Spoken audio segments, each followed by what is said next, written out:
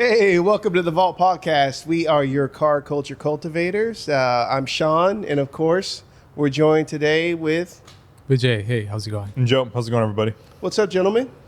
How's it going? Good to see you. Yep. Happy Nice to see Monday. you. Happy Monday. Let's power up for a great show today. Yeah. So just yesterday, we had Cars and Culture at St. Mary's College. It was a good time, good turnout. I think all three of you were there. Yes. You got there a little late, so you didn't see all of it. But it was a good turnout, like normal. I mean, like people love the St. Mary's events. I love the St. Mary's events because that's how Vault started. So it's a lot of fun to go back there every time. Honestly, I didn't get to walk around the event, so I don't even know what showed up. But we went to lunch with the members after, and they said, you might find this interesting. I'm not sure if you saw this, but there was a 1 of 60 NA Miata Roadster there, like a coupe, like a factory coupe with like Was it green? I don't know. Okay. It was right-hand drive, like totally factory, one of like 50 cars. Oh yeah, I've seen that at Miata Yeah. Reunion. Yeah, With super nicely cool. integrated hardtop and everything. Yeah, nice integrated hardtop. Apparently, like a beautiful, like totally Yeah. different dash. I've seen that at upgraded Miata interior. Reunion. Yeah, so it's apparently like some super rare, like one-off, not one-off, like super ultra rare car, which was super cool that it was at our event. Yep. I've seen that. Yeah, Mark's Citroen DS Citroen SM was there, The which is Citroen was really nice. also parked greatly right next to that 140. You can just see how low that thing Yes, gets. yeah. It was a great photo that Spencer took. What else? What else was there? I saw a whole bunch of special Volvos rolling out when I was coming in. It felt like the whole Volvo club, the classic Volvo club showed up. Yeah. Like all the way from 50s to newer cars. Yeah. Yeah. And you know what's funny? I need to talk to Canyon Club about this. It's the brewery right next down the street. But we go to lunch every time we do St. Mary's. And I swear to God, every single table outside was filled, all with other groups from our event. Nice. And so we were talking kind of loudly, I guess. And the people behind us were like, "Hey, were you?" Because we were talking about Spencer's car that he's building, and they're like, "Oh, are you the Volvo guys?" Because I got to talk to you. I had a P1800 when I was in college. It was awesome. And he's like, "Well, I have a P1800, but you're gonna hate what I'm doing to it." And so they had a conversation. He did not like it at all. He did not like it whatsoever. But it was funny. 100 owners are very, very faithful to. So the moment Spencer was like, "I'm putting a Z3 chassis on it," and you can see his heart sink. But it was fun because like behind us there was a table of car guys from the event. 2 tables behind that, a table from our event. The table next to us were the Volvo guys. And so it was like a lot of fun to see all like the communities like coming together, which is cool. Nice. Yeah. Volvo definitely had some run and representation at the show.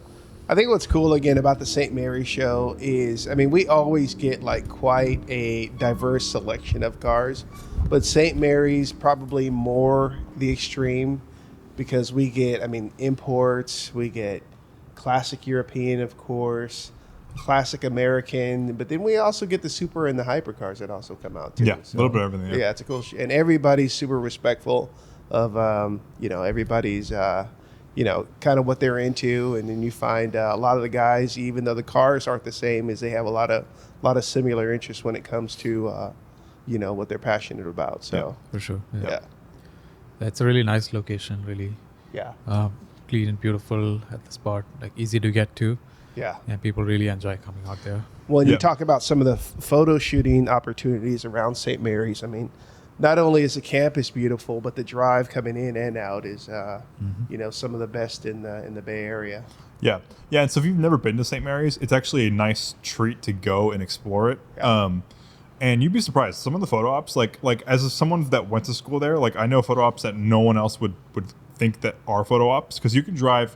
I don't know if this is against the rules, but like you can actually drive like into the campus, like into the inner quads and stuff. There are like service roads that you can take into there. And I've took pictures of like some of my 124s in there when I was in grad school. And there's some like amazing, because those buildings are like old and cool. Yeah. Like a lot of them are like from like the 20s. So like it's a really cool time. Like you can drive up onto the chapel lawn and take pictures there inside the inner quads. It's like it's a really good place for like what I think would be a cool concours. Absolutely. And they're planning something that I'm also helping, Valt's helping with, hopefully in the fall. So we'll see if that happens. Probably not this year, probably next year, because they're kind of slow with planning. But I've been wanting to do something with them for a long time. But Nice. if you've never been to a St. Mary's event, you should go. There's one next month, July 27th. It's a wagon-specific show, but all cars are welcome. We'll just put you in a different space. Dude, a concourse show there would be nice. And this is proof of concept. There's a school in Oregon that's very similar to St. Mary's. same size and same vibe, except for instead of white bricks, it's red bricks. It's literally the only difference. Yeah. And they have one every year. It's in July. I've been to it a couple times, and I've sent them links to it. I'm like, emulate this, and you'd be competitive with every concourse in the Bay Area, which isn't that many, but Yeah. it could be just as good as Hillsborough with a couple of years of planning. It could be so many. We'll probably talk about that because if VJ, you were there too.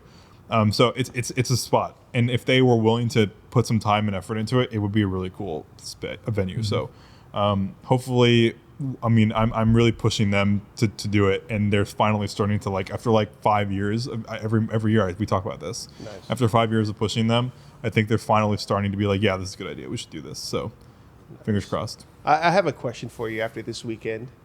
Could Sunday, June 22nd, been the best car day ever in the Bay Area with all the stuff going on? Oh my God, there was so much stuff happening. I mean, like just from our event, there was our event, and then literally down the hill from us, there was a BMWCC event, which you went to. Yeah. Which is usually a good event that we partner with a lot of the times, but there was like a scheduling issue, and it was kind of a weird situation, but it ended up being fine for both events. Hillsborough Concourse was this weekend. I think there were other things happening too. Yeah, there's definitely like Central and South Bay has their own events. Yeah. Like in Palo Alto and Mount View, all those things. Yeah. So VJ, what'd you do this weekend? I had obviously tried to attend as many shows as I could. Went to the Saturday event, pre-stage, and obviously Sunday for Valt. And then Friday, I got a chance to take a Range Rover SVR, a 2017 Range Rover SVR for a whole day to take photos and stuff. So I put about 250 to 300 miles on it.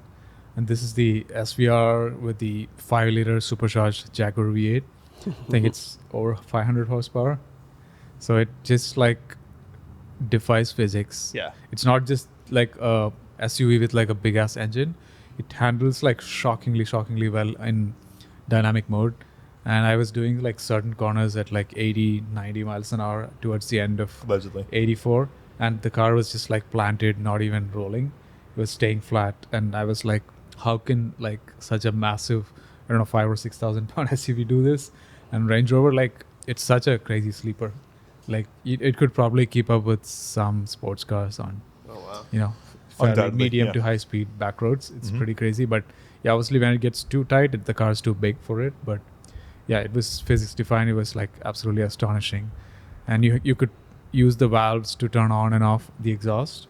That was a really good feature, and you could just like really make a lot of noise with it. Such a rowdy car, which can also, when you're like chilling, it can really be understated and not be noisy at all. But when you step on it, it just like gets up and flies. Like, I couldn't like floor it for more than 2 or 3 seconds at a time. Yeah. It's how fast it was. And yeah, I really had fun in that, and I did not expect it to be as performant as it was. So it was a huge revelation to me. And this particular one was in a color called mica green. It's pretty close to British racing green, and this is the only SVR in California in that color. One of 3 in the country. So it was a pleasure to take photos of it different places. Yeah, if you ever catch one of those on the street with the valves fully open, those things are loud. Yes. Yeah, they make noise. Loud, yeah. They make noise. Yeah. Same with the F-Type R. It's a similar engine, right? Or Yeah. the 5-liter supercharged V8. Yeah. It sounds exactly like a Jaguar, the animal Jaguar. Yes. Like the growl of it. That's when the whole it wakes point. up. That's the whole point. Yeah. Yeah. It's amazing how they've achieved that. Yeah. So on the other side of driving that car, did it have a warranty on it while you were driving it? No, it's 2017. The owners used it no. well. Okay. The owners used it well. He's taken it to Tahoe on snow trips, ski trips, several times. The dog's been in it. The family's been in it. So it's had a great life being used for its purpose. But now it's approaching that 40K mile mark where things start to break. Where the timing chain's supposed to explode. So 40,000 miles in a timing chain is diabolical. That's crazy. Yeah, that's insane. Crazy. it's like a 10K plus. Yeah, that's insane job. for 40,000 miles. It should be like 140,000 miles where that timing chain starts to rattle a little bit. Yeah. So That's it's probably time for him to change cars. get rid of it. Can Cars you- and bits. And not only that, I mean, you think about the depreciation you've already taken on the vehicle. Oh my God, You like know, buying probably a new- $200,000 car, right? Yeah. I don't know. It's a 2017, so it's probably Like brand new though, 200 Brand new, grand. I don't know if it was 200. It was probably 150. 50 now? 150. 50 now? 60? Yeah. If that. 40? Yeah, that's crazy. That's wild. Yeah, but I think like if you have the money, it's definitely worth The it. experience is definitely cool. Yeah, it's cool. I mean, you got to do the time and chain now, but it's still cool. Yeah. Um, I What else did definitely you felt just- very stately. Like everyone was like wary of my presence on the road. Yeah. Like they would make way. They would like never cut me off because of Yeah. the presence and the imperious status of the car. It is a great. I've had a couple clients with them, and it is a great car. It's a great. They're like they feel like dense and inexpensive, which is yeah.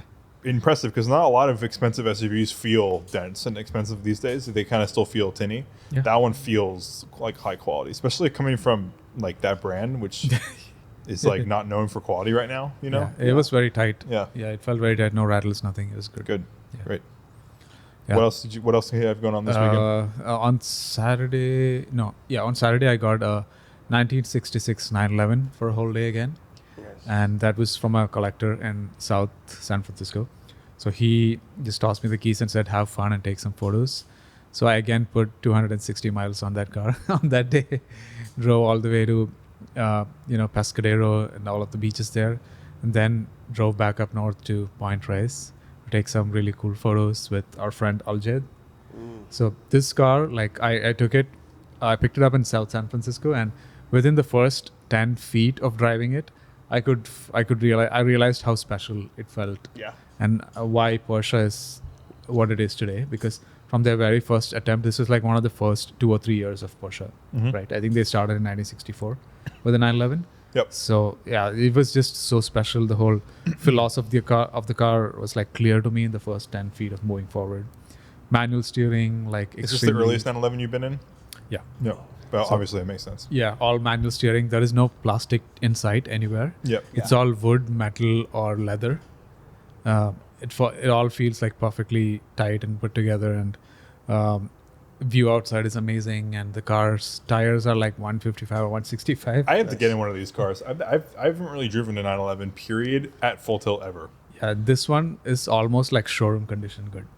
Yeah, so that Yeah. that might be. I'd rather not be driving like a showroom one, but Yeah. I'd rather drive one that has some miles and like even like No, a I'm not 964. talking about the number of miles. It had like 40 or 50k miles, but it was Okay. in such immaculate condition. Yeah, Yeah. it was taken care of. So I did not want to ask about the value of the car. I only gave it back and then asked about the value of it. Yeah, So- yeah, of course. Because didn't want to be worried about it. But yeah, it's not fast, but it definitely for a car of its time, it definitely picks up in the higher revs for sure, and it feels extremely mechanical, even more than I thought it would. The engine, it's got such a rumble that's very nice. Everything about it, like all the touch points. Yeah. It was really fine experience for sure. Nice. And before we get into Hillsborough, Yeah. Sean, what did you do this weekend?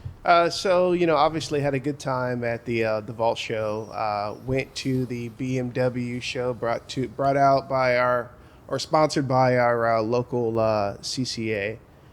So that was actually pretty cool. Like you said, it was just right down the street, and quite a collection of Beamers, and the whole Beamer fam was out there representing. Afterwards, I went to a classic American show. Mhm. So over in the tiny town of Pinole, California, which is actually right by my house. But as much as I'm not really into classic American cars, but I enjoy looking at them. I mean they're works of art, especially like American cars in 50s, Space 60s. age stuff, yeah. yeah, just next level stuff. Just the chrome and the lines and everything.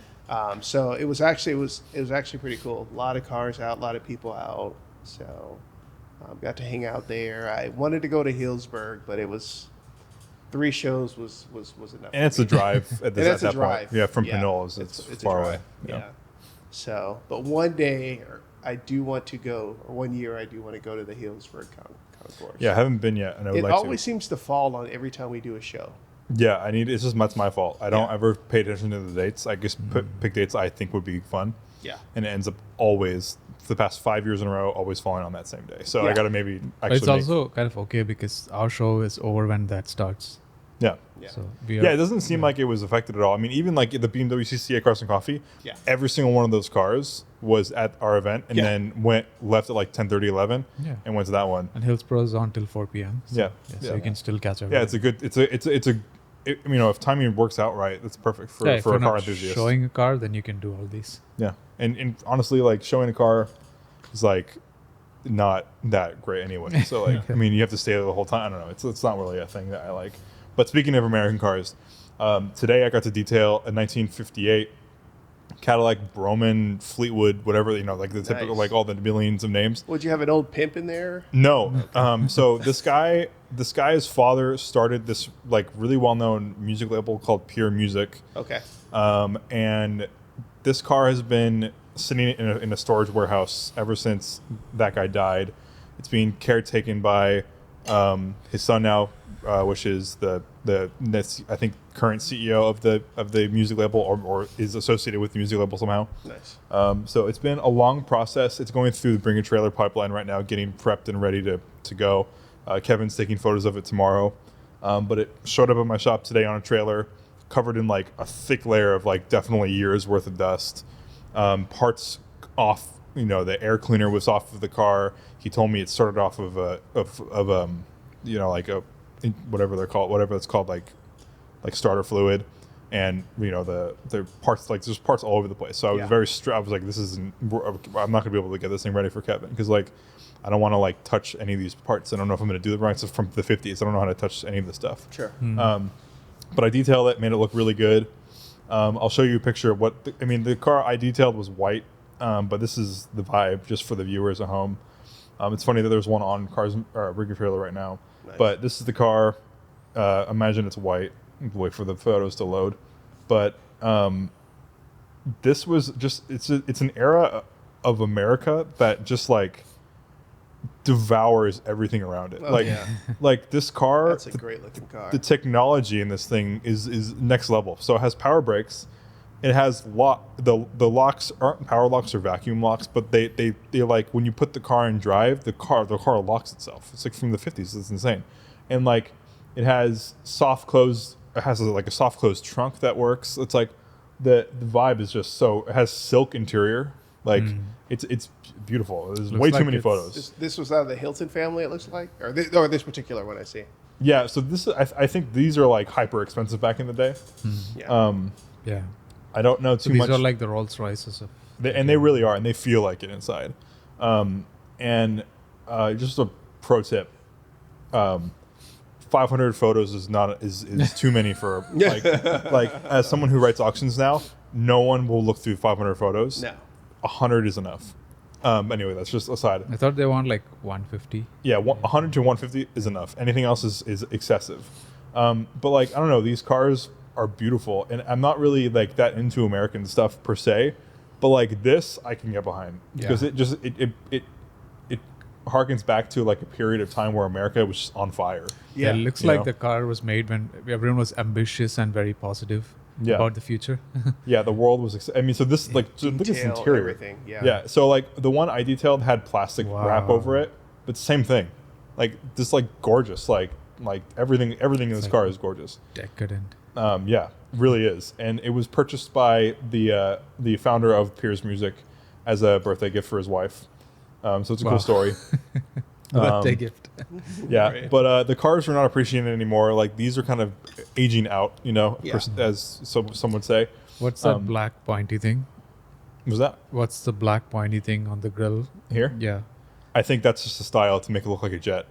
Oh, Oh, okay. The Yeah. front end of the jet. Okay. Yeah, exactly. So these are like in person are like actually quite pointy, like sharp almost. And there's like this plastic on the front, and there's also some on the back, Okay. and it's literally just rubber, Okay. But Maybe like, is it a bumper of some type? yeah, it's a bumper. Yeah. I don't know. I mean, like, and also this car started up on a dime. It drove super modern. I've done a bunch of old Cadillacs from this period, and nothing has felt this like modern and solid. Which you could tell like they were really trying to like be futuristic and like new age with this Yeah. thing. And it makes sense. These are still demanding like a premium. Like you can probably get a 50s Cadillac for like 20 grand these days, but these ones are special and they feel special. It also, you can't tell from these photos, but it has a stainless steel roof, which is awesome. It's like a brushed stainless steel roof. Super cool. Style is really good. But yeah, that's really, I mean, the only thing I wanted to talk about with my weekend, honestly. This has just been, it was really fun to go through this car Yeah. today. Gee, America, bring back like dope car manufacturing. Yeah, there's Please. never a time. I mean, honestly, I feel like these should be appreciating because there's never going to be a moment in history that they'll be making anything like this ever again. No. So yeah, that's it. Cadillac Eldorado Broman sedan. Okay, so now this brings us into the member Discord finds. So if you're not familiar, Valt has a membership platform via Patreon. Link down in the description below if you'd like to support us. As a part of the membership perks, we have a Discord, which is also down in the description, where we put these finds that we're about to talk about, links to interesting cars that you find, stuff like that, deals, funny stuff, you name it. We also plan drives, dinners, just like this lunch we had. We planned that through the Discord. Networking, all bunch of stuff. Everything Yeah. you need a mechanic. We have those, all that stuff. It's a fun time. If you'd like to support us, once again, link down in the description below. But without further ado, we'll get into them. So a couple of these are Discord finds we've already talked about, but they have finished their auctions or, their prices have changed. I want to see if we have any opinions on them that are different. So the first one is this E34 530i Touring. This is the one with the S62 engine that I drove to Solano. Is this the one that was at the show yesterday? It was at the show yesterday too. Yeah. Or yesterday, yeah. Yeah, so this has an E30i M5 engine. And is really well built, like really impressively well built. And it closed today for $37,750, so about 40 grand bad. all in, which is exactly what it's worth. Yeah, I mean that's yeah. that's what we all thought it was going to be worth, 40 grand. And this is an awesome, super awesome car, like I for love 40 the grand. seats and everything. Yeah, everything about this car is perfect. Oh, look at the blue. It's so good. Yeah, I'm surprised you didn't drive it. I mean, you were right. You weren't in town when he basically went on like a media tour with this thing. He gave it to everybody that like could possibly bump this thing. Gave it to my dad. He made a video. Gave it to Julian. He made a video. He gave it to me. I promoted it. And like this car is just awesome. It has an integrated sport button because on E39s you have that sport button. So everything is fully integrated on this car. Really well done. I know that there were some people that are friends of Valt that were going to be aggressively bidding on this car. I don't know who won it. I bet it wasn't one of them, but like, It says above. Go up. Right foot. Yeah, Right there you foot go. fun. Okay. yeah, I don't know who these people are, but I do know that a lot of people were wanting this car. And this is what it sold for on Bring a Trailer, and then the buyer flaked. It went for 35-ish on Bring a Trailer, and the guy flaked a couple years ago. Oh, okay. And he was the seller was soured by the experience, so kind of just like backed off and, was going to deal with, like just drive it for a little bit, enjoy it, refine it even more. And so yeah, 40 grand. Congratulations to that guy. It's good for both parties. This car is an amazing car. It's a great Only buy. problem is it's not bar legal, so it's gonna be hard to smog. But Yeah. If it stays in California. hopefully it doesn't stay in California. That's I really hope it. Leno's law. Yeah, passes. or Leno's Law fixes that issue. Dude, I love Except for this love might- those seats. Oh, they're awesome, and they're comfortable too. It made me like Wow, It- so good. I don't like modifying cars that much, but like if I were to keep the E28, I try to find some of these in tan. Yeah. Because this seat was so much more comfortable than my stock one, and I think they were also power adjustable. Like he wired them up to like be fully functional, Oh, no and I think kidding. it like was heated and everything. It was really cool. It looks even better than these new Porsche seats. and everything. Yeah, Mhm. they're great. So it's a good car. Congratulations to both the buyer and the seller on it. That's the dog. Yeah. All right, so the second find is this 1975 Volvo C303. I don't know. We've talked about one like this before. We've seen like 2 or 3 times. Yeah. Exactly, Yeah. and they're always like trying to sell it. And I just think it's wild that it exists. And for 30 grand, you're getting something that's like kind of like a fun like G-Wagon kind of thing. Hummer, G-Wagon. And yeah, type of it's thing. just like a box, but like. Only until you need it fixed. Yeah, well, good luck. I mean, unless it has one of those like bulletproof, Volvo engines or something, but I'm not Yeah. sure what this has on it. 3-liter inline 6. 3-liter inline 6, yeah. So that's probably produces 124 horsepower. This thing is slow, slow. But It looks quite comfortable. yeah, it's it'll get you I don't through think it's a. that comfortable. No, not at No, all. the opposite of comfortable. But if you want to be different than all the other Land Rover, whatever the Defender people, Or FJs. yeah, after people get one of these. Yeah. So that's another find. That's a recurring one that we keep doing. Ooh, nice. This one is the price drop that I was talking about. So Why I'm not is sure it what so it was cheap? originally, but now it's $6,000. So this is a 1983 Alfa Romeo GT V6. And when these are like fully restored, these are like 40 grand cars. So like, I don't know what's wrong with this thing other than the fact that there's a hot start issue, but like, It looks rough. it looks rough, but like it's GTV6. It's for $6,000. It's like seems killer. He doesn't know what he has, I don't think, because he like was talking about how there's a hot start issue and he thinks it might be the starter, which is definitely not the starter. It's definitely a fuel injection issue. Is it mechanical fuel injection? Probably it's probably the one that's that finicky. you don't want to deal with, but I bet it'd be easy to carb. But I don't know. I think I like the way these cars look, and for $6,000, you're getting something. Yeah, it's one of the best sounding V6s. Yeah, the Busso V6, and they're lovely to drive. I've driven a couple of them, and I've been tempted a couple times, not anymore, but I've been tempted a couple times to like sell the M5 to get one of them.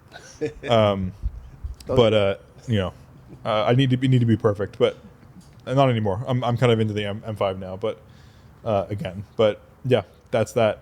We'll go straight into the next one, which is this really cool Range Rover. This was stemmed off of there was a really clean one that came to Cars and Culture yesterday, like probably one of the cleanest ones I've seen. This one looks like it's really well built and Very well done. It's a great color Yeah. for $8,000. It seems like a really cool way to spend $8,000 Very and have classy. like a really cool and fun car that isn't the most reliable thing in the world probably, but like is still probably super capable, a lot of fun. Very tastefully done. Yeah, Yeah, that's tastefully kind of done. a buy for $8,000. Yeah. Oh yeah. This guy probably spent like $30,000 on just yeah. parts, and the color is awesome. The interior was clean. Yeah. All in all, this is a really good, fun, interesting car. And I would love just a stock Range Rover would be cool. I've always wanted to drive them. I've always heard that they're really unreliable, but like, I mean, if you, my dad is pretty capable with the British stuff. Yeah. After owning a Bentley Turbo R. So I think this would be kind of a cool thing to experience for a little bit, but hey, to each their own. $8,000 is super steal, in my opinion. I think it should go for double, honestly, in my opinion. Intrinsically, I think it's like a double, unless there's something wrong with it. But Yeah. I mean, if it didn't have the reputation for the breaking down, I mean, beautiful it is. And so, I mean, I would definitely buy it on looks alone. yeah, and so we were talking about depreciation on the Range Rover SVR. So Sheesh. I specifically picked the next one. I picked this one wasn't even a Discord find. This next one, I picked it because it was at $8,000 last night and it was closing today. So I wanted to see what it went for. So this is a 2012 Fisker Karma EcoSport. Went for $22,000. Wow. This was like 100 grand plus. So expensive, but like this was like this was like the Palo Alto like super rich mega Yeah. like tech bro car, Yeah. and Like now this they're $20,000. It's like compared to the Tesla Model S. I Yeah. guess, yeah. $20,000 gets you. Justin Bieber had one of these too? Probably. Pretty popular. Maybe, yeah. But like, I mean, I didn't. This Does is it show the MSRP at the top? On the right side? No, like at the description on the right side. Is it showing? Let's see. No. Okay. No, Okay. that's crazy. It's been sold on Brain Trailer 3 times now. Yeah, it's a hybrid. Okay. Yeah, but I don't really understand these cars, but like for $20,000, this is kind of like just take the gamble. It's like an interesting thing for $20,000, Yeah, Yeah. the company went bankrupt like 5 times. Now that it has like Yeah. a 50-mile EV range probably, and like nothing works on it anymore. But Yeah. I just wanted, 26,000 There's no miles support on for it any is- of. There's Yeah. no support for these. Yeah. The company went bankrupt like 3 times, 4 times. yeah. The last time was with the Ocean SUV. You've seen right. these around the Bay Fisker. Area, right? Oh yeah, Fisker you see them Ocean, around right, as yeah. like And they- cars that Yeah, that, and like, their are lost. accountant forgot to cash the checks the customers paid for the cars. That's a lie. He's off somewhere on a boat. Yeah. Yeah. Yeah. So I just wanted to bring this to your attention. The depreciation on this thing is aggressive, like crazy bad, which is kind of fun. We'll probably see Lucids at these prices in a few years. I can see that. I mean, like recently I've been seeing a lot more Lucids on the road in the Bay Area. Yeah. They have crazy lease Their lease deals are deals. insane, and that's definitely why. Yeah. But like for like a couple grand down, you're getting like $120,000 car for $600 a month, which is like the same lease deal as like a Subaru. So like that's a no brainer, and also it's like amazing tech, They look- great car, yeah, they look good. stylish. Yeah.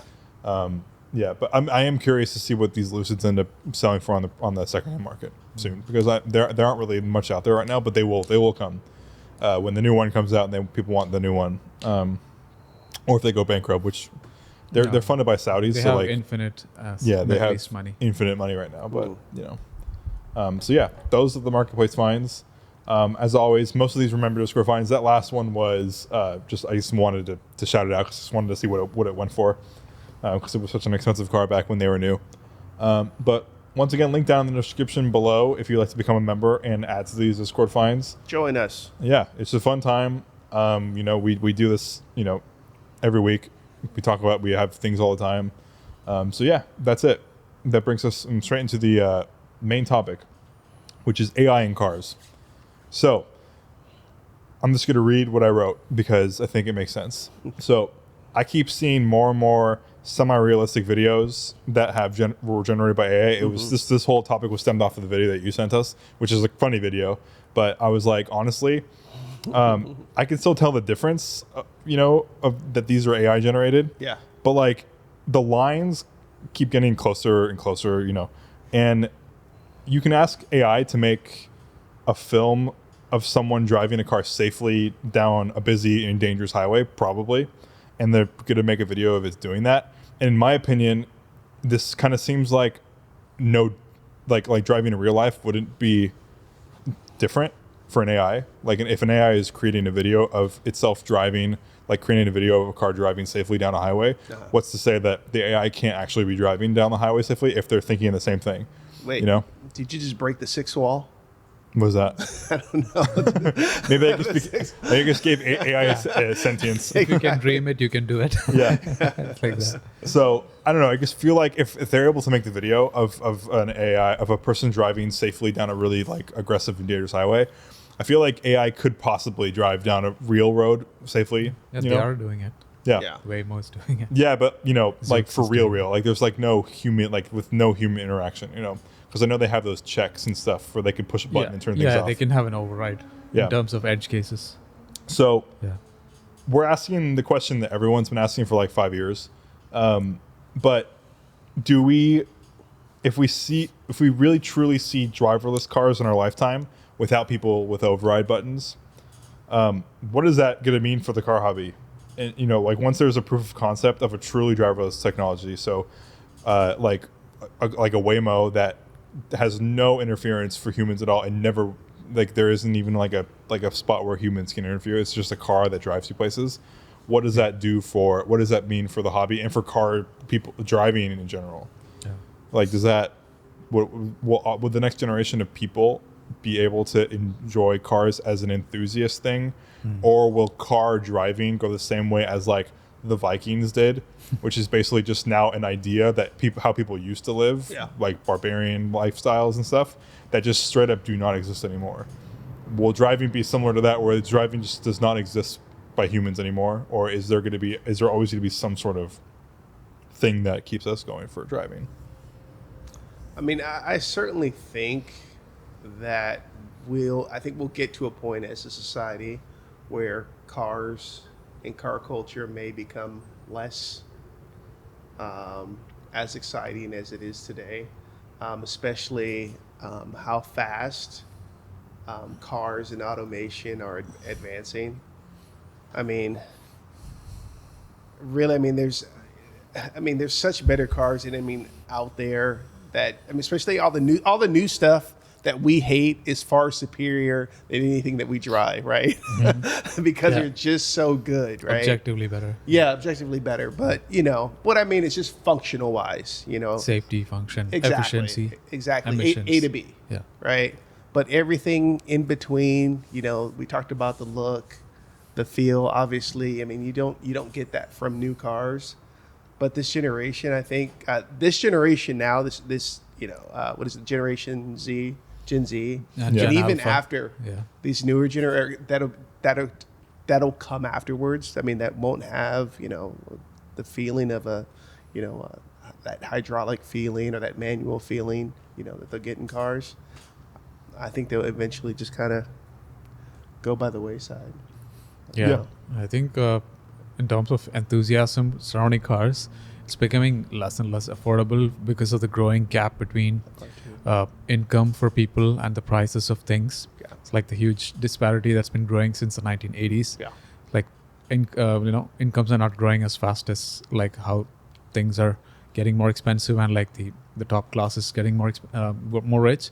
So it's becoming more of a fringe thing to buy a new sports car as compared to like the 70s, 80s, 90s, when people had a lot more options and affordable. Like if you look at actually the inflation adjusted price of a Mazda Miata from the 1990 versus now, it's actually slightly cheaper now, but people's incomes have stagnated. Yeah. Like for most people, like while the top people at the very top have been like making it like infinitely more money, but the average person's income has stagnated or just like almost like gone down. Yeah. So like that is causing like difficulty in entering into such an expensive hobby where insurance and fixing things are more expensive than ever before. Yeah. And it only gets more expensive with newer, more complicated cars. So so that's one side of it. And I mean, in terms of cars that can drive themselves, like after being in a Waymo once, I would much rather be in that than like the average Uber driver or like be next to an average Bay Area driver. You were seeing all the compilation videos of how people behave on the road. So I feel like AI is already better than the average driver, in my opinion, in most conditions where the sensing technology works, where the camera lidars and where we have actual predictable weather. These technologies are much better than the average driver. Yeah. That's what I believe. Safety wise and just not wanting to deal with shit. Yeah. and so much, well, as you said, one of the things that drives drives car culture is the nostalgia aspect, right? Is for some of us, it may have been like, looking at a magazine or whatever the case, but usually it's been like a ride in this type of car. I had this experience in this type of car. My parents had this. And it's what drove your passion for BMW and Mercedes. But if you look at, a lot of these kids nowadays, especially here in the Bay Area where Tesla dominates the market, I can't imagine a lot of nostalgic experiences and passions coming out of growing up in a Tesla. Yeah, but like I see that there's a lot of interest among Gen Z as well through social media. Yeah. They love like the hype cars. Like all of these expensive stuff. They love chasing these cars and taking videos and making media with them. So I do think they have the enthusiasm for these things, but it's about the affordability that's the flip side of it. But then like I think in terms of like, fun drivers cars, there's always going to be the handover from one generation to the next for sure. I don't know how much of it will happen, but like even though horses were like became not a kind of transportation, they're still being enjoyed by so many people in their own time.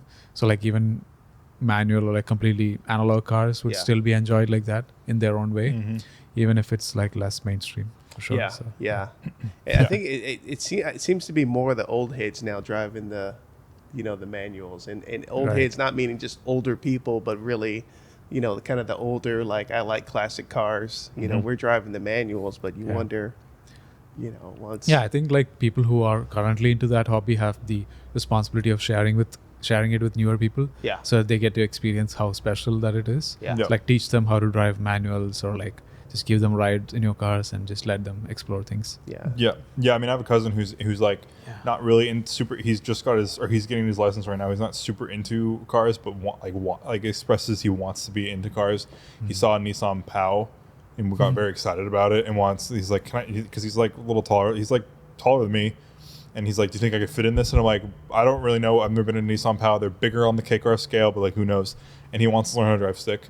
And so that gives me a little bit of hope that if he wants to drive stick, I'm sure other people want to drive stick. Because I am curious what happens to stuff like this, like the Mini, or like the E28 M5 or something that like maybe in the next generation, like our kids and your son and like stuff like that will like appreciate the car because he knew how much you appreciated it, But like, what happens the next generation after that when that car becomes so old that it's like this Broman that has been completely like priced out? There's nothing else going on for it. Maybe in like another 100 years when this thing becomes like an Egyptian like tombstone that becomes like hyper valuable because it's like been in the ground for five like 75 years or something.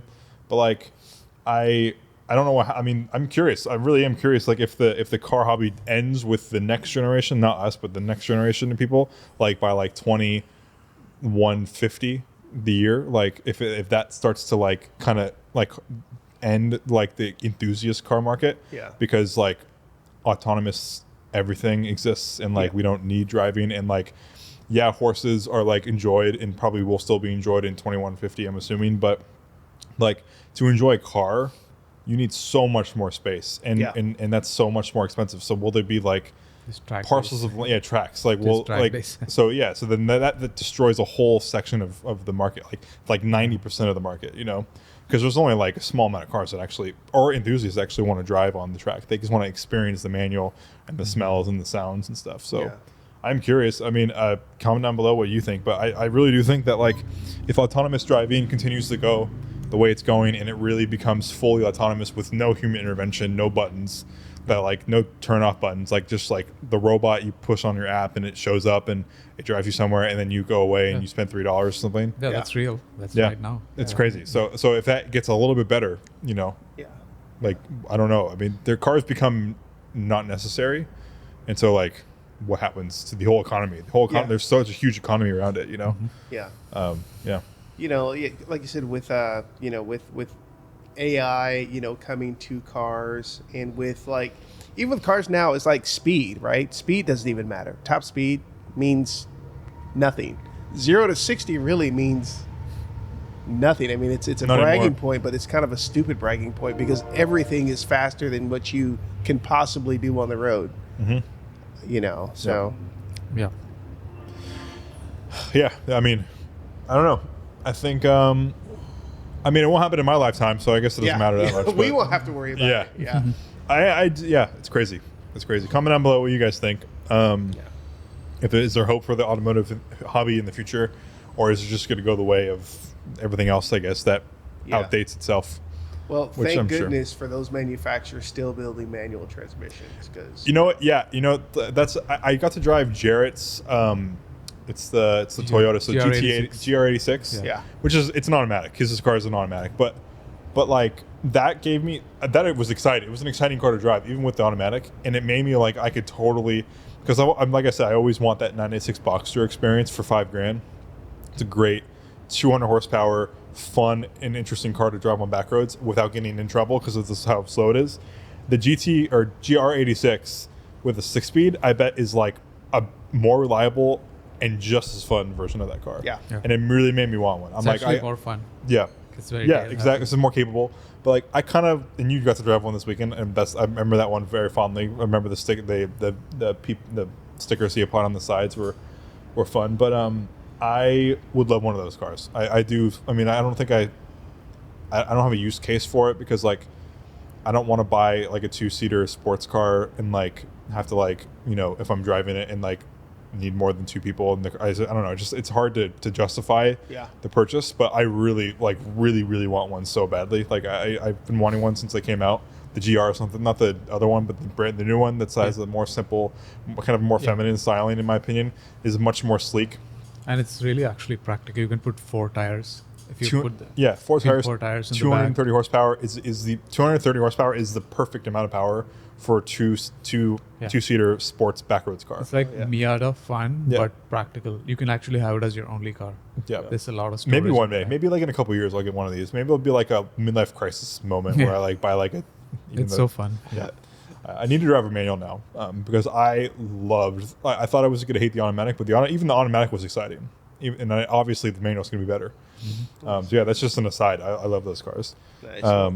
I mean, hell, maybe we're all wrong because I had the M2 out this weekend, and of course it's a manual, and I heard two I don't want to say arguments, but 2 conversations on why the DCT was better.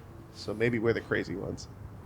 It doesn't matter. It doesn't matter to me. Yeah, I mean, like you could say the same thing with E60 owners. Like my dad, when he had his SMG car, he said technically, like if you want an E60 M5, the one you want is the SMG car, Sure. because the 6-speed wasn't designed for this car; it was designed for the 550 or whatever. So the gearing's weird, and like there are always excuses. But like if you're wanting an experiential car, Yeah. the manual's always That's you're always manual, going to be better, unless you're getting like Honestly, I think in the next 30 years, an F1 gearbox is going to be an experiential experience where like the car is like terrible and like, but it's terrible because the reason why it's slipping is because there's an F1 gearbox and it's like blah blah blah blah, blah all this stuff and like that we hate now. People will love later because it's like that was such a weird and archaic idea. Like 20 years from now, Yeah. I think an F1 gearbox is coming back. I think it's going to come back, and I think it's going to be valuable. Oh, yeah. Which is crazy. Yeah. To think about now, Dude, but like, all the manual guys would. like a Maserati Gran Turismo with an F1 gearbox is going to be dope. sought after in like 20 years over the automatics. Even though automatics are intrinsically better, the experience of owning a car that is fundamentally so much worse is going to be the one. Like it really is. Like the Murcielagos with the cars that are stalling all the time. Like you just, that's it. That's it. Honestly, we talked about the scenario, so That's good. Yeah, this we is good. can probably just end this here. Yeah. Yeah. Okay. Yeah. So yeah, F1 gearbox is making a comeback. And don't at me on that. But honestly, I think that'll do it. Unless we have any other things to say about it. Good show. Yeah. Yeah. Yeah, Sweet. lots of Yeah, I'd love to philosophical hear all of takes. you guys' comments. Yeah. Comment down below what you guys Please. think about the incoming couple Philosophical. generations. It's very philosophical. Yeah. topic. Yeah, because this is our passion. Like we're into cars, and like obviously we're not going to experience the downfall probably, and neither will I don't think our kids will either. Yeah. But I think the next generation will definitely feel it. Absolutely. So comment down below what you guys think. Without further ado, we'll see you on another episode next week. Once again, make sure you're liking and subscribing to the channel. We post new episodes every week, and once again, link down in the description for the member Discord and the Patreon link. And sweet, see you later. Cool.